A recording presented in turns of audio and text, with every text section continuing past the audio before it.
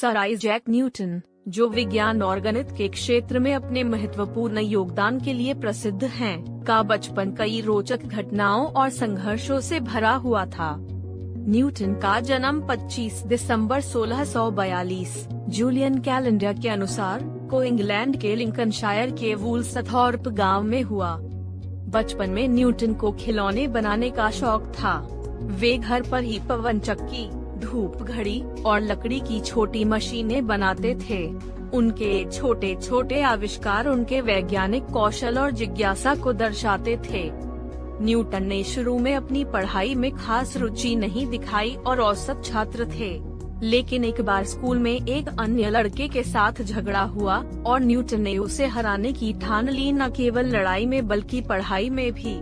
इसके बाद से उन्होंने अपनी पढ़ाई पर ध्यान केंद्रित करना शुरू किया और कक्षा में अव्वल आए।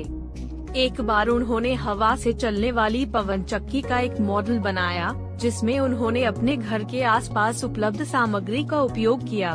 उनकी इस रचनात्मकता ने उनके आसपास के लोगों को चकित कर दिया।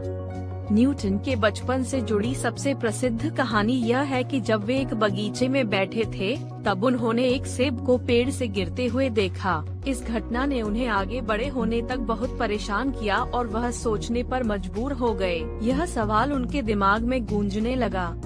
वह तुरंत अपने कमरे में गए और इस सवाल का जवाब ढूंढने में लग गए। महीनों की मेहनत के बाद उन्होंने गुरुत्वाकर्षण बल, ग्रेविटी के बारे में एक सिद्धांत प्रस्तुत किया। उन्होंने बताया कि पृथ्वी में एक आकर्षण शक्ति होती है जो हर वस्तु को अपनी ओर खींचती है। यही कारण है कि सेब नीचे गिरा। न्यूटन के इस खोज ने विज्ञान की दुनिया को बदल दिया। शिक्षा, हर सवाल का जवाब खोजने की कोशिश करो, क्योंकि जिज्ञासा ही ज्ञान की पहली सीढ़ी है।